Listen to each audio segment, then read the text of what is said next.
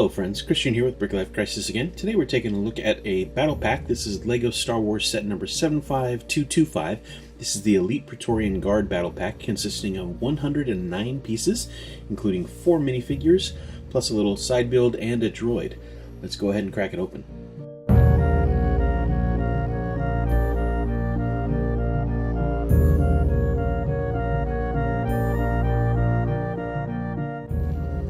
Alright, so here we have it, set 75225, the Elite Praetorian Guard Battle Pack. As you can see, we have 3 Praetorian Guards, including a new helmet mold, and a Stormtrooper, plus we have the little terrain piece there, along with the droid. So let's go ahead and take a look at each of these components one by one. This is one of the Praetorian Guard. Previously, the only way to get this figure was in the Snoke's Throne Room set, which had a retail price of about $70, so the cost of entry for one of these guys was pretty high. There were 2 of them in the set, however, as you know, in the movie, there were several Praetorian Guards, so even if you had the set, you really didn't have a complete complement of these figures. So you would have to buy multiples of that set just to get, more than 2 of these figures. Thankfully, with this battle pack now, we can get this guy for far less money. The print on the back and on the front torso is actually better than it looks at first glance. It's a little tough to make out on the camera, but there is some subtle print in the dark red on top of that lighter red base color. So there's some kind of nice detail there that is maybe not evident at first glance. The same goes for the back. There's a bit of printing on the legs and the waist as well. You have some nice armored pauldrons and a helmet. If we remove that helmet, then we just have a basic red minifigure head, and I'm very grateful for that. I would have been fine with black as well, but the red is even better because when you put the helmet back on, you can still see just a little bit underneath the bottom of the helmet, and having the red there just does not mess up any of the continuity of that armor. So I think this figure is very well done. This is the same helmet that was available in the Snoke's Throne Room set. The other 2, which we'll get to in just a moment, have the new helmet. This figure did include a weapon. It's a red lightsaber hilt with a couple of red or darker red 1x1 plates with holes so that you can put those kind of silver claw pieces in there, and it is a pretty good representation of one of the weapons used by the Praetorian Guard. This is the second version of the Praetorian Guard. As you can see, his helmet is a bit different. The rest of the figure is the same print, same pauldrons, same red head, but the helmet, as you can see, is a bit different. There are 2 of this configuration of the figure that come with this set, and the only difference between them is their weapons, and we'll get to that in just a second. Again, if we remove the helmet, basic red head underneath, which is a very nice thing as far as I'm concerned. And I like this new helmet. It adds a little bit of variety, and as you may recall from the film, there were different styles of Praetorian Guard helmets, so it's nice that they've included this other one as well.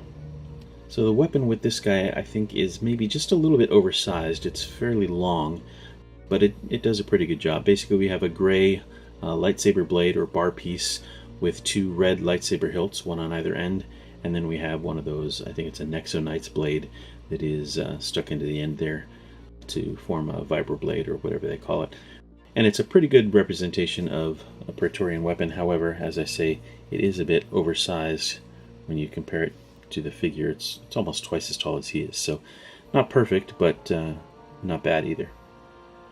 And the other of this figure has a very similar weapon. The only difference really is the style of blade, and they just use one of the machete pieces from the jungle sub-theme from City. But again, it does a pretty decent job of representing one of these weapons. Again, this one is pretty long. Not quite as long because the blade's not quite the same length, but it's pretty big, but still does the job. Next we have a First Order Stormtrooper. This is a pretty good figure. Nice printing, good helmet mold. He comes with a stud shooter, and there are a couple of extra pieces of ammunition that are included with the set as well. I wish they had included a regular blaster instead of the stud shooter, but for the sake of play value, I understand why they didn't.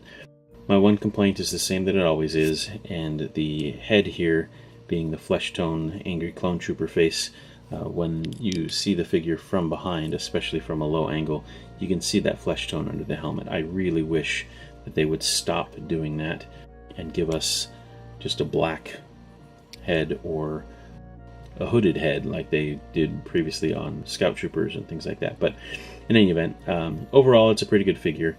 If I were the Lego designer and had the ability, I would have given him a regular weapon and a black head. Other than that, this is a pretty darn good figure.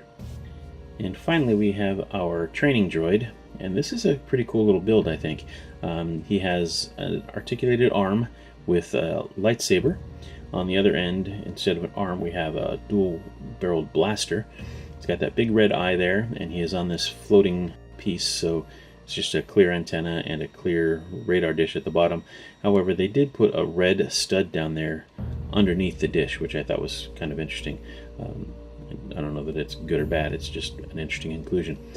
The figure is basically made up of a Travis brick with a few studs on it and dishes on either side, and then the arms are just attached. There's a clip piece to hold on the weapon, and then that relatively new rounded piece with the bar attachment, and then the droid arm holding the lightsaber. So pretty cool. Nice little side build. Another little side build is this weapons rack. There are 4 clips there so that you can attach those stabs and vibroblades and all that sort of thing, and it will attach to the terrain piece. There's also an additional weapon here that is basically that kind of nunchuk kind of thing. There's a lightsaber hilt attached with a chain, and then it has this kind of drill arrow piece at the other end. So theoretically this could be used as a weapon as well, but in the instructions they just have you assemble it and then store it on the weapons rack, clip it in here, and then it attaches to the train piece, which we'll look at right now. Alright, so here we have everything set up, and on the terrain piece you can see that this is a training platform, and there are these movable round plates down here so that you can kind of simulate them actually practicing together.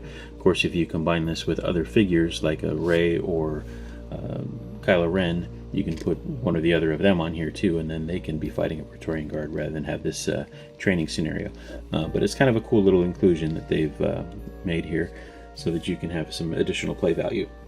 And this is the terrain piece, or the training ground for these figures. As you can see, there's a place here for the droid to stand, and I figured out what that little red thing is for, and that's so it can hold on to this jumper plate. So instructions show you to put him here, but of course you can place him wherever you want. And then the weapons rack is here on the other side, and again there's enough clips there to store all of the Praetorian weapons.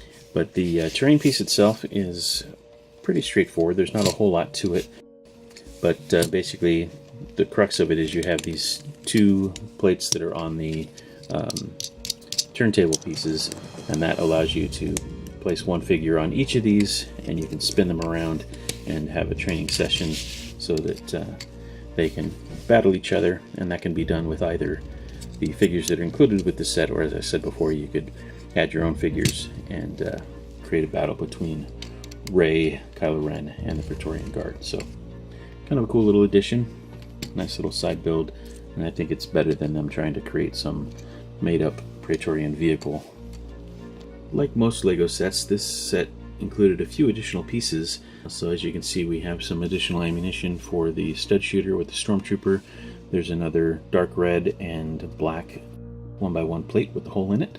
There's another trigger piece for the stud shooter, another droid arm, but there was also another red lightsaber hilt, claw piece, and machete, which allowed me to make an additional weapon, which looks okay, I think. And there was another arrow piece and the gunmetal gray lightsaber hilt, which allowed me to make yet another weapon. So in addition to the weapons that come with the set, you can make a couple more. So just like all of the current battle packs, this set retails for about $15. If you shop around, you might be able to get it for a little bit less, and eventually it will undoubtedly go on sale. However, I think this is a pretty good value, especially considering that the Praetorian Guard in this new configuration with the new helmet is at this point only available in this set, and the other version was previously only available in a much more expensive set. The Stormtrooper is kind of a curious addition. I think it probably would have been better just to have 2 of each of the Praetorian Guard and leave it at that, but I suppose it's not bad. It sort of makes sense. But I think the droid and the weapons rack are kind of nice, and it's kind of cool to have that little training ground as well. So not a bad value. Alright, so that about wraps it up for this one. We hope you enjoyed the video. If you did, please leave us a like. If you have any questions or comments, feel free to leave those below. And as always, until next time, thanks for watching, and may the Force be with you. Bye for now.